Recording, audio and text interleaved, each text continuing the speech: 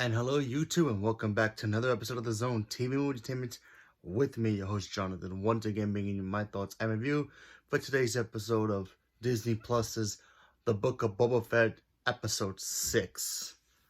And oh boy, now this episode has spoilers. So if you don't want to know anything, if you have not caught up yet, what are you waiting for? Catch up, please. It's awesome. So, as we know from last week's episode, it was more of a sneak peek, if you will, of what is to come in Mandalorian Season 3, when we got to see Mando return and pretty much do some stuff. You know, he finds out that, he's no longer worthy of carrying the mantle of being a Mandalorian, that he has to go back to the planet to, of where the Mandalorians call home, to go through the trials again to become official, blessed to become a Mandalorian. But we'll get that once his show returns. But then he goes back to Tatooine, where he meets up with Finnegan, and of course Boba Fett wants his help due to the fact that the crime syndicate is now pretty much trying to put the spices out there and take control of Tatooine, the specific territories that they want. And of course, Boba does not want that, so he asks for his help. He does it for free, so that's a good sign. But before he does that, he wants to go pay a visit to his old little friend, Grogu, who we last saw was taken by Luke Skywalker. Now, in this episode, we get to see Grogu again in some planets where him and Luke are training, due to the fact that Luke is now training him to become a Jedi. Obviously, we get to see Luke Skywalker return. I do believe it was Mark Hamill, where there's the de-aged him. I feel like the de-aging worked a little bit more better here, only because it looked like, the technology is not there yet, because you can still tell it's, a little bit of, you can tell it's de-aging a person. So it's not there yet, but it's getting there. So I feel that with time goes on, with more stuff, we'll get to see, better improvements of certain actors who are a little older now. Or even one day maybe getting actors back in movies when, they sadly passed away. So, we'll get there. But anyway, we get to see Grogu and Luke start training. Mando shows up. He wants to come visit. He does have that armor for him that he kind of built out of the staff, or he had the woman who made the armor stuff do it for him, and he wanted to give it to Grogu. Fortunately, Ahsoka Tano shows up, because she's there hanging out with Luke.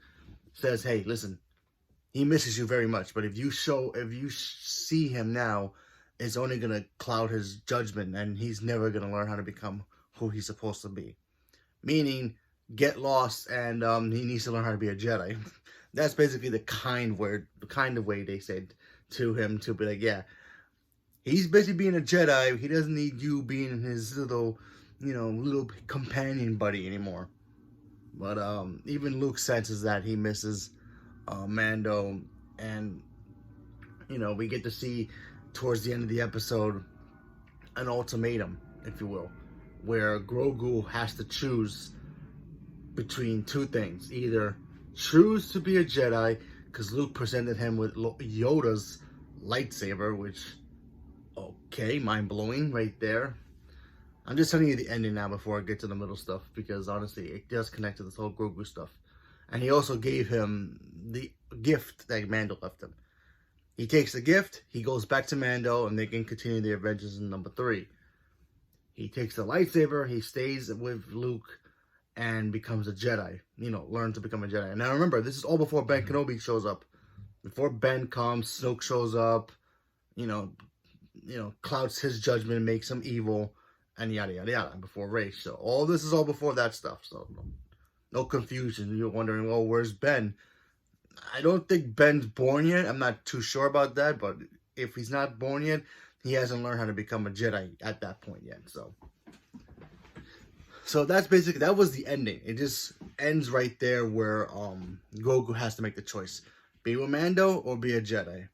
But before all that even happened, we got to go see Mando go visit an old friend after he leaves Grogu to go continue his training because he's starting to improve, and you do see that in this, and I thought he did a really good job with that as well. So yeah, he goes to see his old friend, which is the guy who was in Tatooine with Boba Fett's armor, who was pretending to be Boba Fett in a way because he wanted the armor to show fear towards the people who try to attack his village in a way. He asks him for help. Hey, like, listen, these crime syndicates guys, they bring in the spice. We need help. There's too many of them. Boba Fett wants your help.